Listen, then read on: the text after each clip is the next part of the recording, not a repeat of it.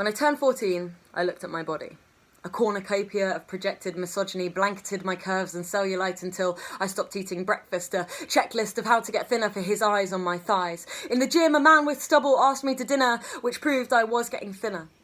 When I was 15, he didn't ask if I wanted him to be on top of me. I was his flower, broken from the stem too early, desperate for sunlight in the dead of night. The morning after pill should not have to be handed to girls in school blouses when it would take years for the morning to dawn again. He told me it was a misunderstanding. My no had looked like a yes in the darkness. At 16, I walked out of a bar with my arm around a girl. A world in her eyes and mine, and a man spat in our faces. I was named a challenge for men's sexual chasers. Pornhub had branded my sexuality as a fantasy with long nails and pursed lips and tongues that lick for men's eyes, a prize.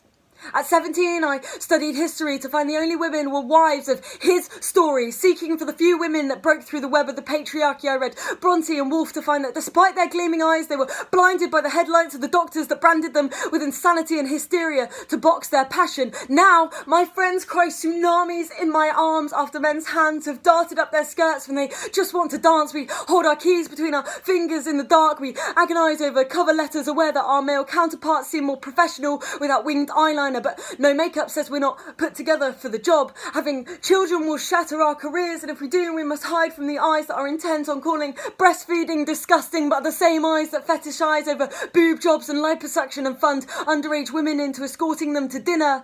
And they stand on stages and tell us we're wrong without listening to our voices. We have the vote, so it's time to be quiet and stop all the noise. They say it's a scary time to be a man because we're finally talking.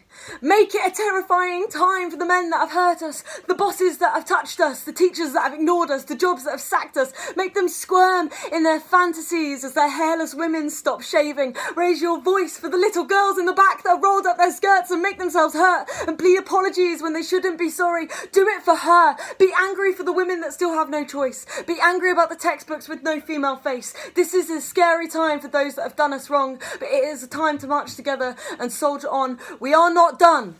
We are not done.